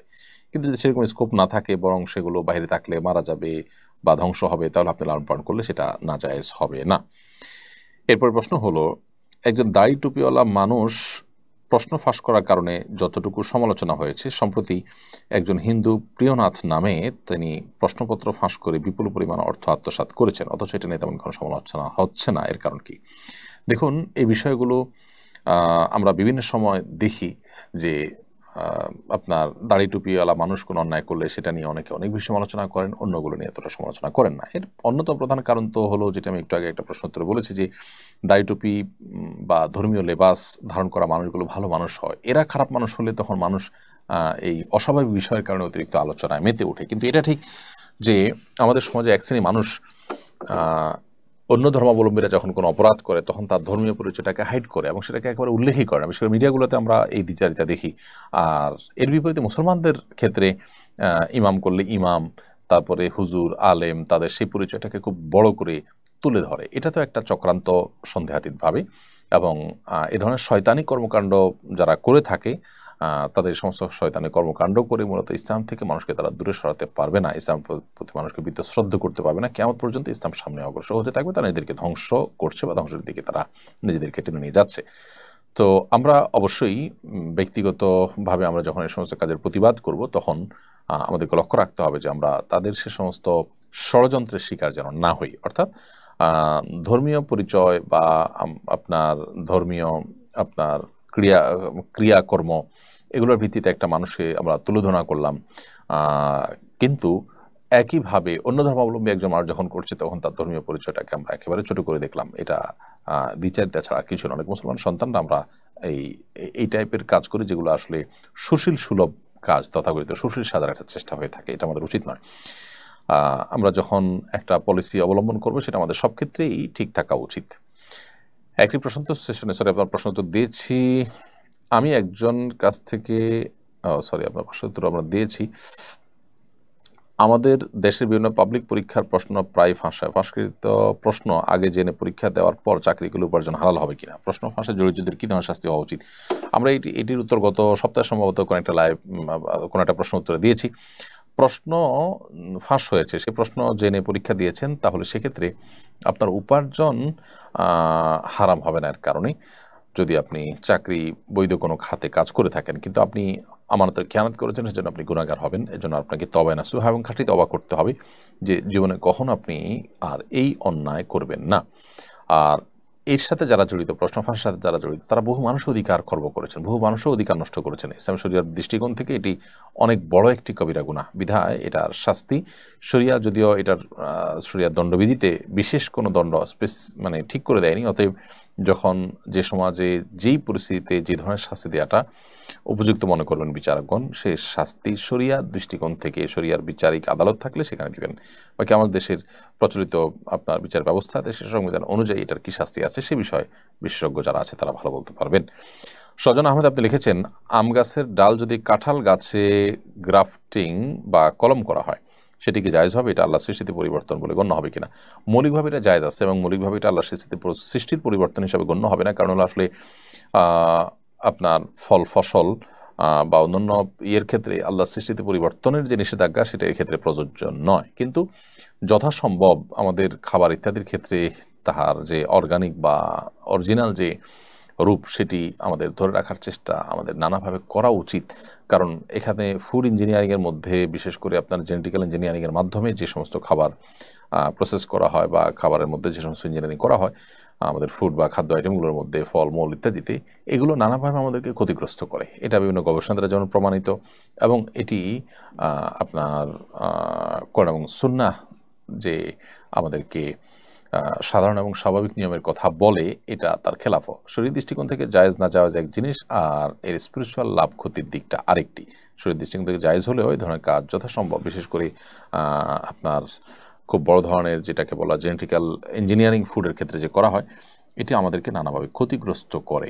এটা কারণে এটি আমাদের অ্যাভয়েড করা দরকার। তবে শরীর দৃষ্টিকোণ থেকে এটা নাজায়েজ বা হারাম কোনো কাজ বলা যাবে না। এরপর প্রশ্ন হলো, কথা পাকাপাকি হওয়ার পর পাত্রপাত্রী ফোনে কথা বলা বা দেখা সাক্ষাৎ করা যাবে কিনা? পাত্রপাত্রী কথা পাকাপাকি হওয়ার পর ফোনে কথা বলা বা দেখাদেখি করার সুযোগ নেই। তবে একান্ত কোনো ইনফরমেশন জানা দরকার, সেটা তারা জানতে পারেন। সেটা যথাসম্ভব মেইলিং, চিঠি আদান প্রদান বা কথা বলার দরকার হলে একান্ত সেই প্রয়োজনীয় কথাটুকু শুধু তারা বলতে পারেন। তথাকথিত এঙ্গেজমেন্ট হওয়ার পর স্বামী স্ত্রী সুলভ আচার আচরণ অনেক সময় আমরা করে থাকি, সেটা জায়েজ নয়। মুসলিম ছেলে মেয়ে অন্য ধর্মের ছেলে মেয়েকে বিয়ে করতে পারবে কিনা? বিয়ে করতে পারলে কোন রীতিতে করবেন? সম্প্রতি ভারতে এক মুসলিম অভিনেতা হিন্দু অভিনেত্রীকে বিশেষ বিবাহ আইনে বিবাহ করেছেন। ইসলাম শরীয়তের দৃষ্টিকোণ থেকে কোনো মুসলমান মেয়ে কোনো অমুসলিম ছেলের কাছে বিয়ে বসতে পারবেন না। কোনো ছেলে মুসলিম ছেলে যদি কোনো অমুসলিম মেয়েকে বিয়ে করতে চান, তাহলে আহলে কিতাব যারা ইহুদি খ্রিস্টান, তারা যদি সত্যি ইহুদি খ্রিস্টান ধর্মে বিশ্বাসী হন, তারা যদি নাস্তিক না হন, তাহলে সেক্ষেত্রে তাদেরকে বিয়ে করতে পারেন। আজকালকার বেশিরভাগ ইহুদি খ্রিস্টানরাই কিন্তু নামকে ওয়াস্তে আহলে কিতাব হলেও তারা নাস্তিক, মূলত তারা আসলে কোনো ধর্ম বিশ্বাসী নন। এরকম যদি হয় তাহলে তাদেরকে বিবাহ করা জায়েজ হবে না। নবী সাল্লাল্লাহু আলাইহি ওয়াসাল্লামের দৈনিক রুটিন কেমন ছিল? নবী সাল্লাল্লাহু আলাইহি ওয়াসাল্লামের দৈনিক রুটিন সম্পর্কে স্পেসিফিক এরকম ধারাবাহিক বর্ণনা কোনো হাদিস থেকে পাওয়া না গেলেও বোঝা যায় যে তিনি ভোর রাতে ঘুম থেকে উঠতেন, তাহাজ্জুদের সালাত আদায় করতেন, এরপরে ফজরের আগে সুন্নত পড়তেন এবং ফজরের আগে সামান্য একটু ঘুমাতেন। ঘুম থেকে উঠে সুন্নত পড়ে ফজর নামাজ আদায় করতেন। ফজর নামাজের পর জিকির আজকার তাসবিহ তেলাওয়াত ইশরাক পড়তেন, চারটা নামাজ পড়তেন, পরিবারকে সময় দিতেন। কখনো কখনো সমাজের কাজ থাকতো, দাওয়াতি কাজ থাকতো, সে সমস্ত কাজ পরিচালনা করতেন। দুপুরে একটু ঘুমোতেন, এরপরে জোহর আসর পড়তেন, রাতের খাবার এশার আগে খেয়ে ফেলতেন এবং এশার পরে দ্রুততার সাথে শুয়ে পড়তেন। এরপর প্রশ্ন হলো, আমাদের স্ত্রীরা এখন বলে পর্দা করা ঠিক আছে, তবে হাত পা খোলা রাখলে সমস্যা নেই, এ বিষয়ে জানতে চাই।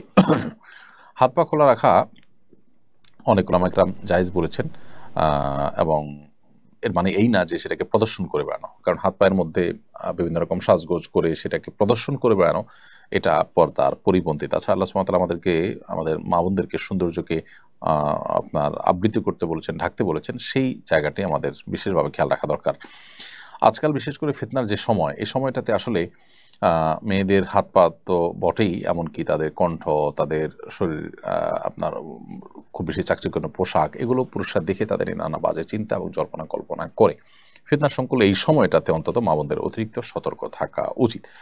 আসল রোজা নাকি দুটি রাখতে হবে, একটা রাখার পরে কোনো কারণে আরেকটি রাখতে না পারলে কি গুনাহ হবে? দুটি রাখার ইচ্ছা ছিল কিন্তু একটি রাখার পর আটা রাখতে পারেন নাই, আপনি 10 তারিখটা রেখেছেন, 11 তারিখটা রাখবেন কিন্তু রাখা হয়নি, এর কারণে গুনাহ হবে না ইনশাআল্লাহ তাআলা, যদি অনিচ্ছাকৃত এরকম হয়। তবে অনেক উলামায়ে কেরাম ইচ্ছাকৃতভাবে শুধু আসল রোজা রাখাটাকে মাকরুহ বলেছেন, তবে এর বিপরীতে অনেক উলামায়ে কেরাম সেটিকে জায়েজও বলেছেন। তবে আপনি কোনো কারণে রাখতে পারেননি অপরটি, সেটার কারণে যে কোনো গুনাহ হবে না, এ ব্যাপারে কোনো সন্দেহ নেই। বাসায় বিড়াল আছে, কদিন পর পর বাচ্চা হয়, এই জন্য আমাদের অনেক ঝামেলা হয়। আমরা চাই এটার প্রজনন ক্ষমতা বন্ধ করতে, করা যাবে কিনা? যেহেতু প্রাণী এবং তার আপনার অতিরিক্ত বাচ্চা হওয়ার ফলশ্রুতিতে আপনাদের অসুবিধার কারণ হয়, প্রথমত এই বিড়াল আপনি কোথাও রেখে আসতে পারেন, দ্বিতীয়ত তার যদি প্রজনন ক্ষমতা আপনি বন্ধ করেন তাহলে সেটা নাজায়েজ বা হারাম হবে না। এটি মানুষের ক্ষেত্রে যে নিষেধাজ্ঞা রয়েছে সেটি প্রযোজ্য হবে। এরপরে প্রশ্ন হলো, ঋণগ্রস্ত অবস্থায় ওমরা করা যাবে কিনা? ঋণগ্রস্ত অবস্থায় ওমরা করতে পারেন যদি ঋণ পরিশোধ করার মতো ব্যবস্থা থাকে, টাইম নেওয়া থাকে, সেই টাইমের পর তাকে পরিশোধ করবেন সেই সুযোগ থাকে, এদিকে আপনি অন্য ব্যবস্থাপনা ওমরা করছেন, সেটি জায়েজ হতে পারে। কিন্তু ঋণ দেওয়ার খোঁজ খবর নাই, দেওয়ার সদিচ্ছাও নাই, পাওনাদারের প্রেশারও আছে, সেটা বাদ দিয়ে আপনি সেটাকে এড়িয়ে আপনি ওমরা করছেন, নফল ওমরা করছেন, সেটা আপনার জন্য জায়েজ হবে না। এক শ্রেণী দুর্নীতিবাজ অসাধু লোক প্রচুর নামাজ পড়ছে, হজ ওমরা করছে, জনকল্যাণমূলক কাজ করছে, ধর্মকে তারা নিজের কুকীর্তি ঢাকার ঢাল হিসেবে ব্যবহার করছে। এই বিষয়ে আপনার মন্তব্য জানতে চাই। তারা জানেন না যে এই সমস্ত ধর্মীয় কাজ কাম এগুলো তাদেরকে আখিরাতে মুক্তি এনে দিবে না, আল্লাহর প্রিয়পাত্র করবে না, বরং দুর্নীতি করার কারণে, অর্থ আত্মসাৎ করার কারণে তারা তাদের গন্তব্য জাহান্নামের দিকে তারা নিয়ে যাচ্ছে। এটা হলো গাছের গোড়া কেটে আগায় পানি দেওয়ার মতো অনেকটা। আপনি কাজ করছেন, অন্যায় এবং হারাম উপার্জন করছেন, আবার এদিকে কিছু নামাজ রোজা করে সেটাকে হালাল করার বা সেটাকে আপনি রিকভার করার চেষ্টা করছেন। এটা একটা ব্যর্থ চেষ্টা ছাড়া আর কিছুই নয়। ইসলাম সম্পর্কে ভুল ধারণার কারণে আমাদের দেশে দেখা যায় যে খাদ্যে ভেজাল দেওয়া, নানাভাবে দুর্নীতিতে লিপ্ত হওয়া মানুষগুলোর মুখে দাঁড়িয়ে তারা নামাজ কালাম পড়ছেন, আবার এই কাজগুলো করছেন। আল্লাহ আমাদেরকে ইসলামটা বোঝার তৌফিক দান করুন। আপনি অনেক বেশি নামাজ রোজা, অনেক বেশি নফল উমরা করার দরকার নাই, নফল হজ করার, নফল আপনার আমল করার দরকার নাই। আপনার মুক্তির জন্য দরকার যতটা আপনার গুনাহ থেকে বেঁচে থাকা, মানুষের অধিকার নষ্ট করা থেকে বেঁচে থাকা। এরপর প্রশ্ন হলো, স্বামী আমাকে তালাক দিয়েছে, সারাদিন তাকে লানত আর অভিশাপ দিতে মন চায়, এটা কি ঠিক হবে? বোন, কি তালাক দিয়েছে, কিভাবে দিয়েছে, কোন প্রেক্ষিতে দিয়েছে, তালাক হয়েছে কি হয়নি সেটা তো ভিন্ন আলাপের বিষয়। তবে তিনি যদি আপনার প্রতি অবিচার করে থাকেন তো সেক্ষেত্রে আপনি তাকে ক্ষমা করলে অবশ্যই ক্ষমার কারণ আল্লাহর কাছে বিনিময় পাবেন। আর যদি আপনার ক্ষমা না করেন, আপনার মনের মধ্যে কষ্ট থাকা কাজ করে, আল্লাহর কাছে তার উপযুক্ত বিচার আপনি কামনা করেন, তো সেটা আপনার জন্য জুলুম নয় বা আপনার জন্য নাজায়েজ কোনো কাজ নয়। তবে গালমন্দ করা, মুখ খারাপ করা বা অভিশাপ দেওয়া যেটাকে বলে, সেটি আপনি করবেন না।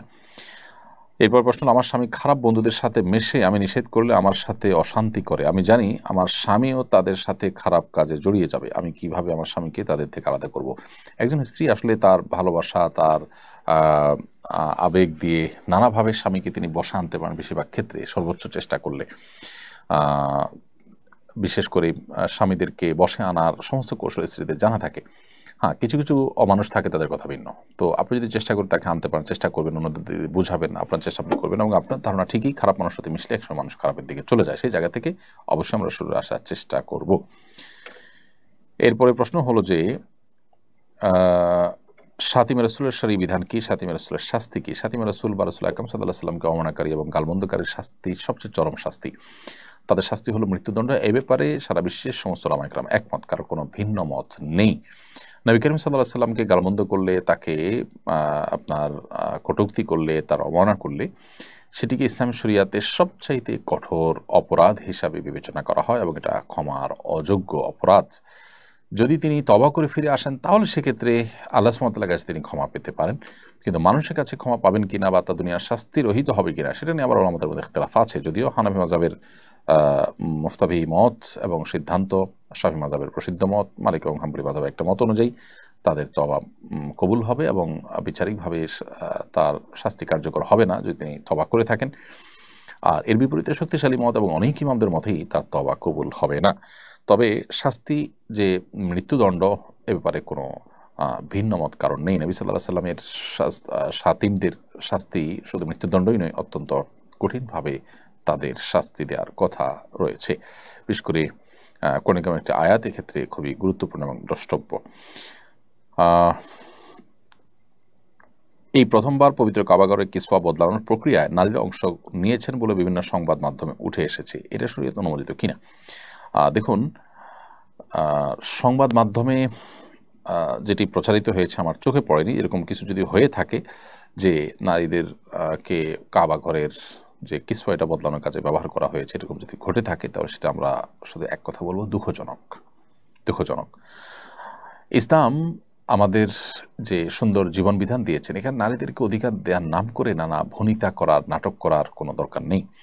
পৃথিবীতে বহু মানুষ, বহু সমাজ মেয়েদেরকে অধিকার দেওয়ার নাম করে তাদেরকে এমন একটা পর্যায়ে নিয়ে এসেছে যেটা আসলে তাদের অধিকার দেওয়া নয়, বরং তাদের প্রতি নানাভাবে জুলুম হচ্ছে। আল্লাহর সুন্নাহ বা আল্লাহর নিয়মের বাইরে বের হয়ে এসে আমরা তথাকথিত সমান অধিকার দেওয়ার যে কথা বলছি, ইসলাম সমান অধিকারের কথাই বলে না কখনো। ইসলাম বলে ন্যায্য অধিকারের কথা বলা, যেক্ষেত্রে যার যতটুকু প্রয়োজন তার জন্য ততটুকু দিতে ইসলাম বলে। সব ক্ষেত্রে সমান সমান দেওয়ার চিন্তা সঠিক চিন্তা নয়, ইসলাম সেটার কথা কখনো বলে না। এই জন্য কাবার গিলাফ বদলানোর ক্ষেত্রে পুরুষ আছেন, সাথে মহিলারাও থাকতে হবে, তাহলে তাদের অধিকার দেওয়া হবে, এটা ভুল ধারণা। নবী করিম সাল্লাল্লাহু আলাইহি ওয়াসাল্লাম, সাহাবায়ে কেরাম, খুলাফা রাশেদা, তারা কেউ কিন্তু এরকম কোনো কাজে মেয়েদেরও অংশগ্রহণ করাতে হবে, জাস্ট তাদের অধিকার দেওয়ার নাম করে এরকম কোনো সস্তা কাজ সাহাবে একরাম করেন না, মুসলমান সেটা করতে পারেন না। আল্লাহ মাফ করুক, সেই কাজটি যদি হয়ে থাকে সেটা হবে খুবই দুঃখজনক বিষয়।